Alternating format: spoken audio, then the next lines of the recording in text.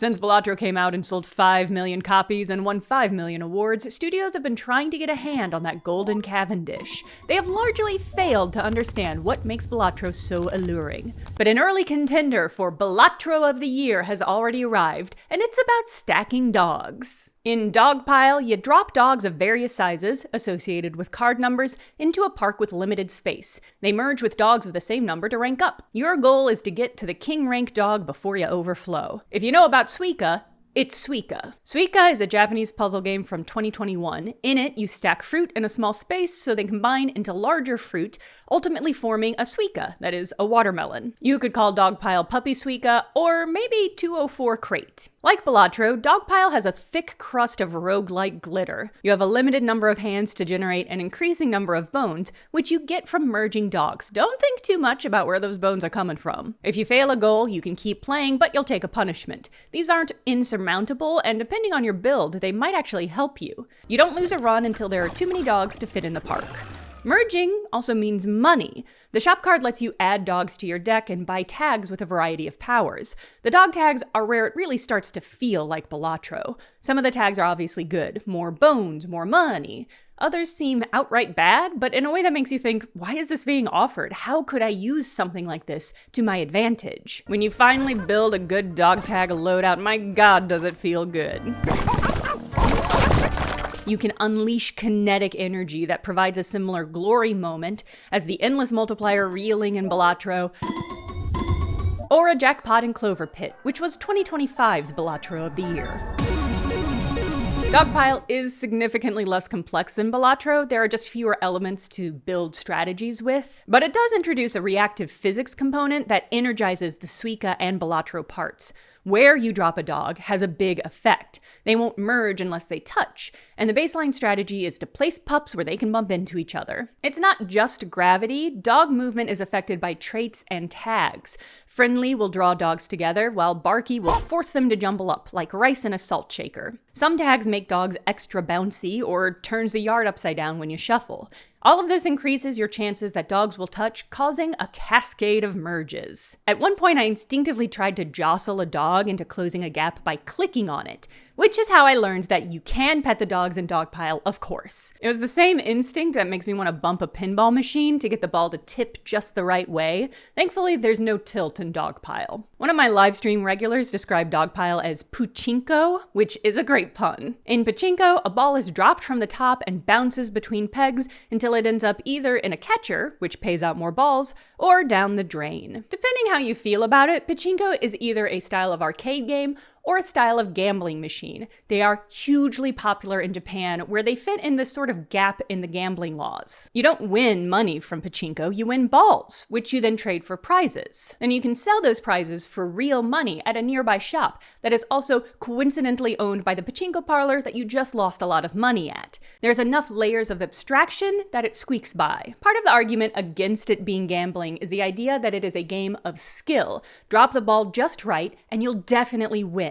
It's the same argument that was used to break the ban on pinball in America. Pinball was banned during much of the 1900s because New York Mayor Fiorello LaGuardia, named for the airport, waged a war against it. It was associated with organized crime and speakeasies. He famously had police destroy machines and drop them into the city dump, aka the Long Island Sound. That may seem weird because modern pinball is obviously not gambling, but early versions didn't have flippers. They just had a spring-loaded ball release similar to pachinko. And they did offer winners free games or a cash payout inspired directly by slot machines. So they were gambling. Over time, cash payouts were removed and flippers were added, and that helped distance them from gambling's bad reputation. The ban stood until the mid-70s when pinball representative and crack player Roger Sharp stood before New York representatives, called a shot, and made it. This shot was meant to prove that pinball was based on skill, not just luck, and was therefore not gambling. In an interview later, Sharp described making the shot as divine intervention. The representatives rescinded the ban in New York City, and the rest of the country followed suit. Pinball became mainstream and created the space that would later be taken over by arcade games. It's Pachinko, Montgomery Ward's fun new family pinball game. Slot machines influenced pinball, which then evolved into arcade machines and then inspired video games. All of these things are connected by reoccurring design elements. The flashing lights, the blazing multiplier, the jubilant sounds.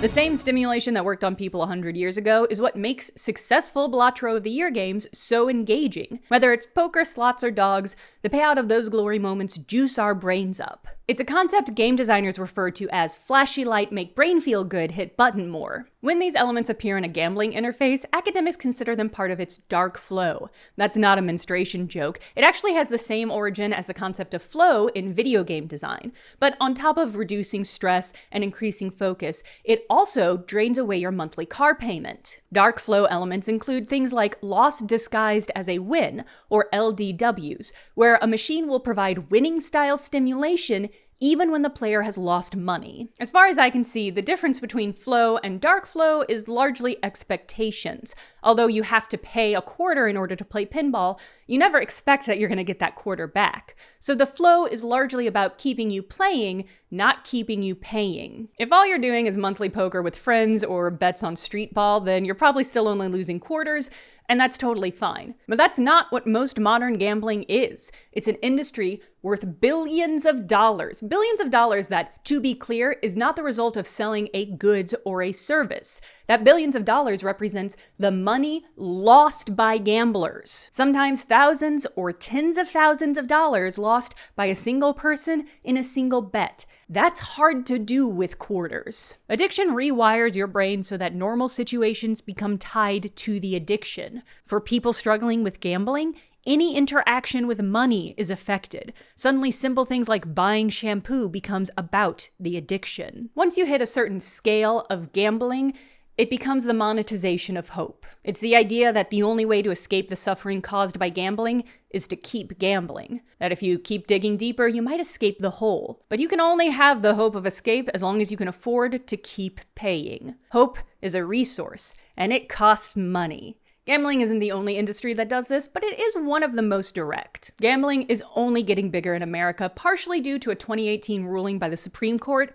that declared a sports betting ban was unconstitutional. Since then, a lot of states have passed bills allowing sports betting and other kinds of gambling. Polymarket is a prediction market that combines the risk of gambling with the guaranteed returns of insider trading. The company has been spending an incredible amount of money to shift the Overton window into normalizing gambling. There's also been a rise in people seeking help for gambling addiction. Ironically, this was very predictable. I live in Missouri, and in 2024, an amendment passed allowing sports betting in the state, and the politicians hopped right to work getting that in motion. Meanwhile, voter-approved paid sick leave was simply canceled, and recently a bill was proposed to lower minimum wage for minors. Exploiting teens has simply gotten too expensive. Missouri used to have multiple state-funded programs to help people struggling with gambling addiction. The last one closed in 2021, and now there are none. The tax revenue from gambling is supposed to support Missouri's public schools. I can only hope they're teaching students the basics of statistics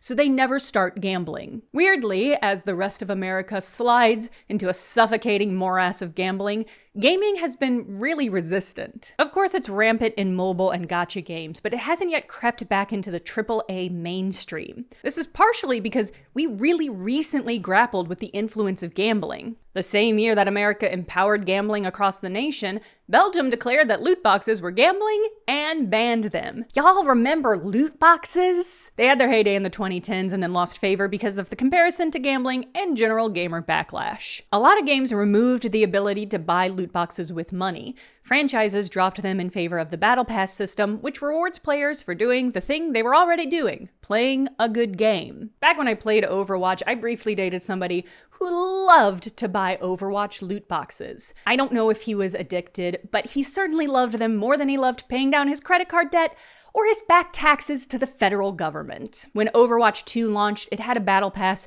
and no loot boxes. Then, just last year, it reintroduced them. But players can't spend real money on them yet. The flesh-squeezing liches that make up board of directors at AAA studios will never allow a lucrative juice machine like gambling to be dry for long. If all you care about is making money for your stakeholders, gambling makes the worst kind of sense. Dollars and cents. The question is not, will gambling return to gaming? The question is when, and what will it look like? Will it look like a Balatro of the Year? Balatro's poker joker style means that a lot of similar games use gambling and casino aesthetics. Thankfully, it's usually in an off-kilter way, surreal or outright horror. If anything, it feels like a timely commentary on the dire emotional trap of gambling. But Balatro of the Year games are indie and small studios, and I don't think it's going to return there. I think it's way more likely to return in a AAA game from a well-established franchise. It'll probably be abstracted, like with loot boxes or prediction markets. For example, apps like Sleeper brand themselves as being for fantasy football, but include betting elements with cute code names like Sleeper Picks. And incidentally, the senior vice president of Sleeper just became the CEO of Remedy Entertainment. Who better than the lead Sleeper to take over Alan Wake? But in a way, yeah, it will look like a Balatro of the Year game. Balatro of the Year games combine the frictionless flow of video games with the brain-juicing glory of gambling. The long jackpot of slot machines continues to pay out.